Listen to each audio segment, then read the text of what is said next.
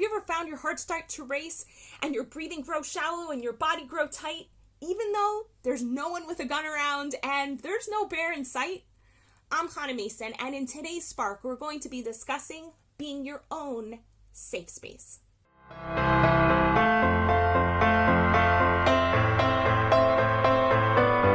lately I've been hearing a lot from the young people who come to my house about the safe spaces that are being created in college campuses around America. And students are really looking to feel safer in an environment that feels really dangerous to them. But I look at college campuses, or I remember from when I was in college, and I'm thinking I didn't feel like I was in danger. The chances that there was anyone who with a gun or a knife or anybody who was actually going to physically hurt me was actually really low. And I haven't heard all that much dangerous stuff happening in actual college campuses now. So what's going on? Why are all these kids feeling so scared? And it was explained to me that their desire for safer spaces wasn't about physical danger. It was about emotional danger. And I realized that I can try to judge these people, or I can go totally into my own personal experience. And I know that there are many times that in my body, I feel danger, even though my world is perfectly safe. So what happens to us when we're actually in physical danger and we're in the forest and there's a bear going after us is we go into a fight or flight adrenal response. And what happens to us when we're believing something that isn't true is that we go into a fight or flight adrenal response. That's how lie detectors work. So the question is, what is it that these students are believing that's making them go into a fight or flight response?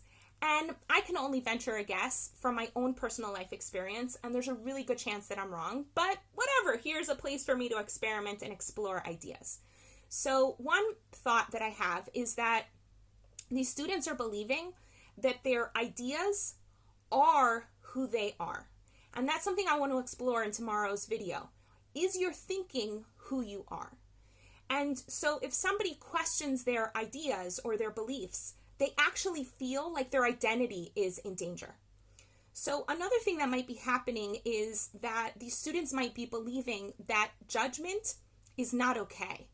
And that means that if their ideas or their thoughts are being judged or assessed, that something's really wrong with the world.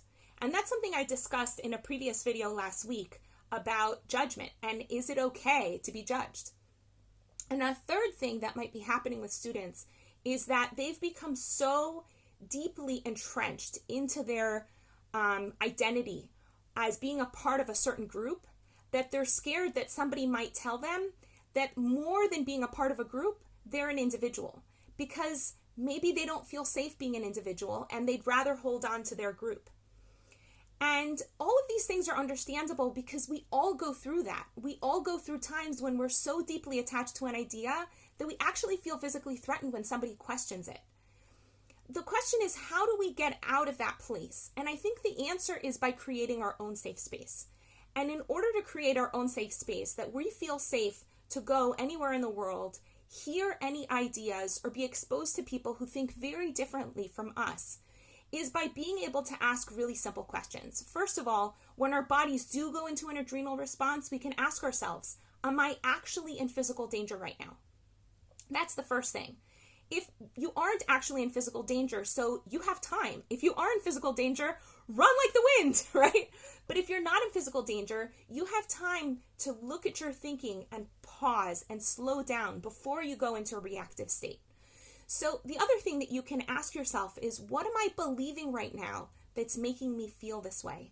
It really helps to do that with a pen and paper. You can ask yourself, what am I believing right now? And it could be that these person's ideas are wrong, or this person shouldn't be on my college campus, or this person is saying things that are disrespectful.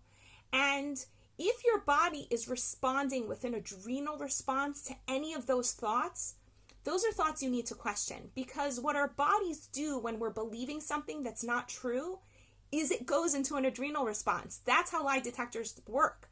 So right away, you know, hey, something fishy is going on here. Even though this thought feels really true in my head, my body's telling me otherwise. And you can go through a process called inquiry. It's something I talk a lot about in my book, Hold That Thought. I take people through inquiry, step-by-step process, really simple, easy to access, with lots of cartoons and dialogues, so that you can get yourself out of feeling in danger that's totally perceived and not real, and into a place where you actually feel safe and excited to engage with the world. Now, asking this question requires that there be some grown-up inside of you. This is something I talk with my clients a lot about, and you'll hear me mentioning in videos over and over again, that we have different parts of ourselves. There's the part that's more like a child or an animal that's just reactive and wants whatever it wants immediately right now. And then there's a part that we develop as we mature, that's the adult part of us, that lives right here in the frontal lobe, that is able to slow things down and make decisions and ask whether something is true or not true. And it requires that you start to further develop that part of yourself that's the parent, that can take over and say, hey, wait a second, we need to slow down here. Maybe we don't need to attack the person who's coming to our college campus just to talk.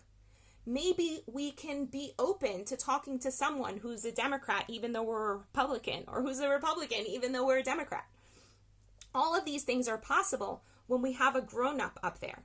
And I think what young students are asking from their college campuses is that the administration be the grown-up, that the administration take care of them, because they're in such a scared and reactive state that they actually don't know how to take care of themselves.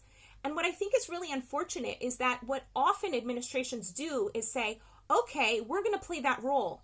Even though you're 18, 19, 21, 22 years old, we're going to step in and we're going to be the grown-up, and we're going to not expose you to things that make you feel a perceived false sense of danger, and just put you in a more safe bubble, which is unfortunate, because the minute you walk out of college, or the minute you walk out of your safe little Google or Facebook environment, you actually have to go out in the real world and meet people who are going to throw all sorts of curveballs at you. So college is actually a really great place to develop your own personal grown-up who can stop and help you question your thinking so that you can be your own safe space. You don't want your safe space to be outside of you, because then you've given all the power to somebody else to make you feel safe. But really, that safety has to come from the inside. So what I ask you do is, whenever you're finding that your body's going to an adrenal response, first make sure that you're not actually in physical danger. And if you're not in physical danger, know that any emotional danger is totally under your control. You decide what thoughts you believe, and you decide what emotions you feel. And you can go through a process of inquiry and question your thinking and just get yourself to feeling safe without anybody needing to do it for you. And if you want to go through learning it and getting that tool down, and you need help or facilitation through that process because you're finding yourself so stuck, your grown-up is just not active at all, coaching can really help. I'm here. I happen to have my time in my schedule, and you can set up a discovery session with me to see how we can work together to help you set goals and actualize them. You can contact me here on Facebook or on my website at hanamason.com. In the meantime, I wish you a beautiful day.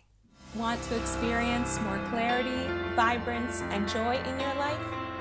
Book a discovery session with Hana at hanamason.com/joy.